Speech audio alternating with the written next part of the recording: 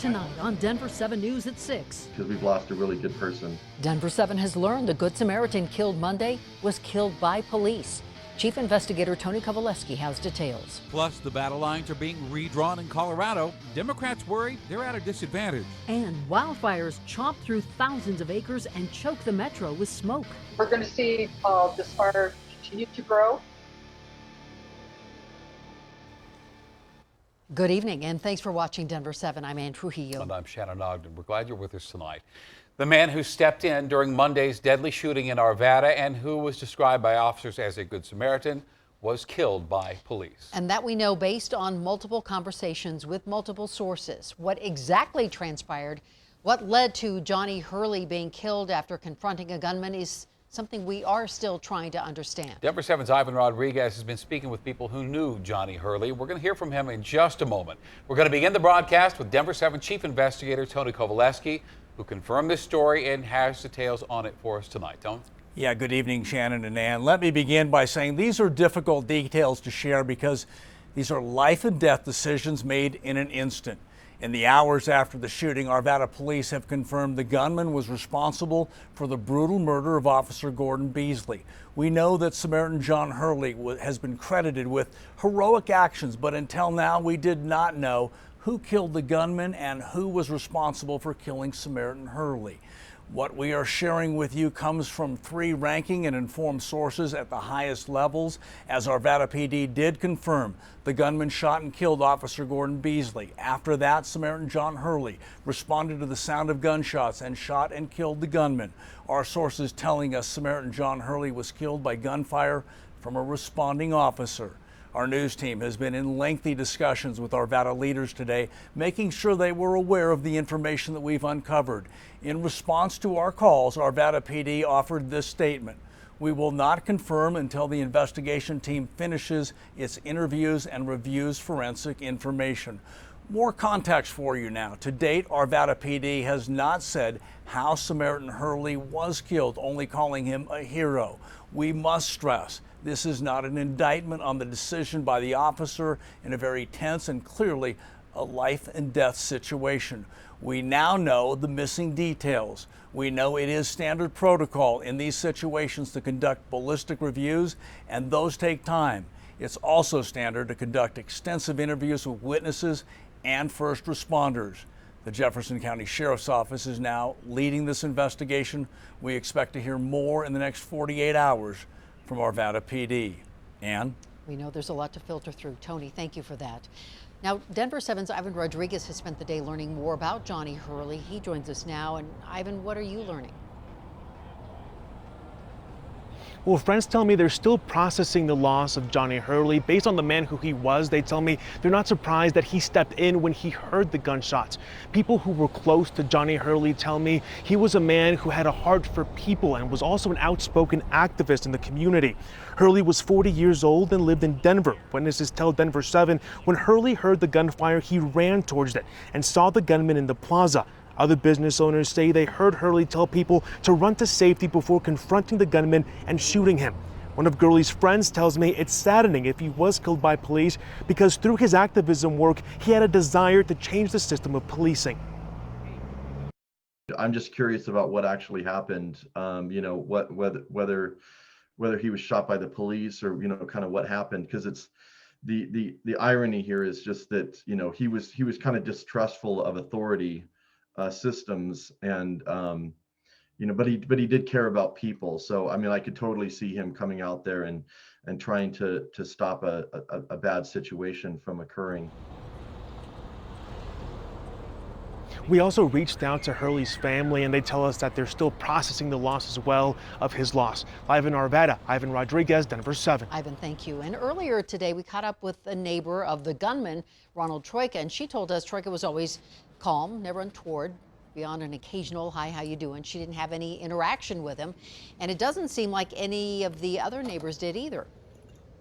It was a little devastating, because I have my kids here, and we're like right there. We didn't know what was going on, and so it's kind of devastating. But the neighbors have been kind of coming together and trying to connect. I think trying to make sense of what happened. Arvada police say the shooter expressed hate toward law enforcement. The most serious offense on his criminal record was a misdemeanor assault charge from 1992. And it seems like everyone knew Officer Gordon Beesley. His patrol car tonight is just covered with notes and balloons and flowers. Amy Petkoff teaches 8th grade at the school where Beesley served as the SRO. And to say she and her students will miss him is an understatement.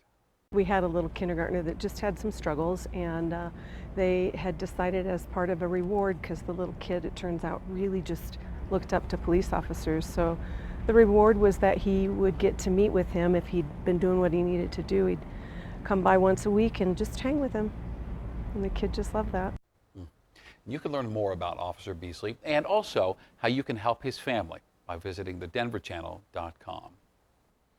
Well, the man who shot and permanently altered the life of Colorado Springs police officer Jem Dizelle has been found guilty of attempted murder.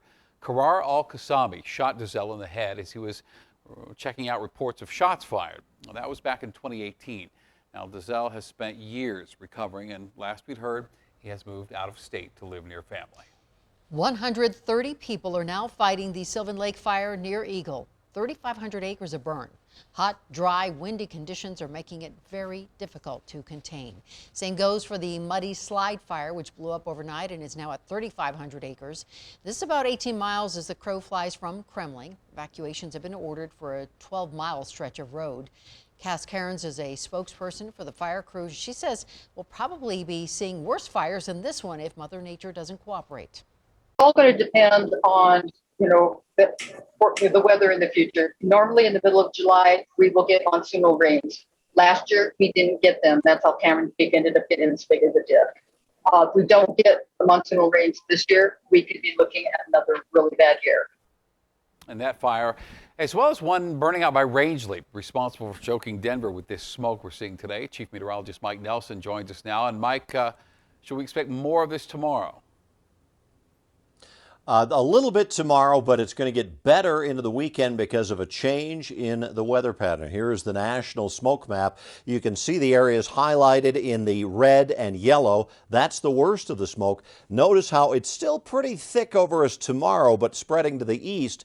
And it gets better as we head into Friday, and that is courtesy of a weather front that's coming our way. There's a cold front slipping down across northern Colorado. Fire weather warnings and smoke conditions continue over western Colorado right now. There are just isolated thunderstorms here, but a severe thunderstorm watch up in Nebraska along that cold front. So the headlines actually are some good news for us.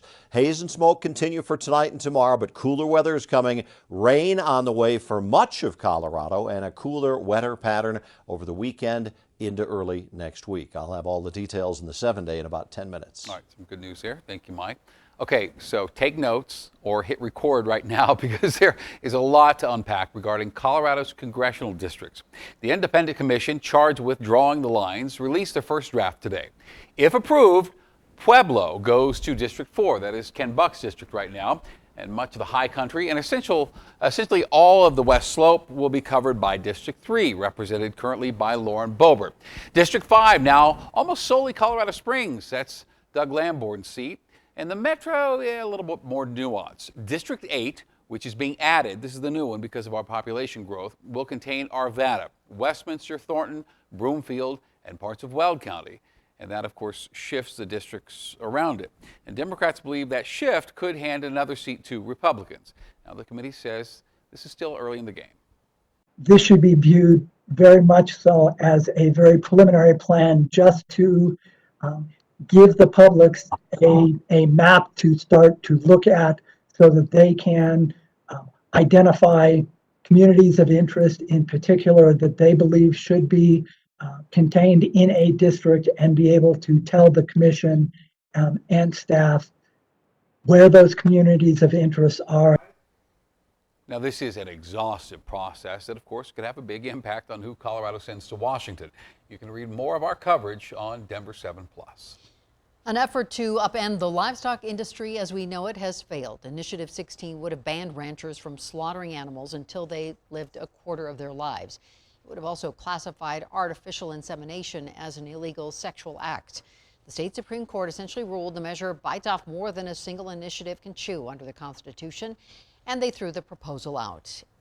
Of course, it was unlikely to pass anyway. The state auditor says Colorado's Department of Labor and Employment fell short of the mark when handling unemployment claims.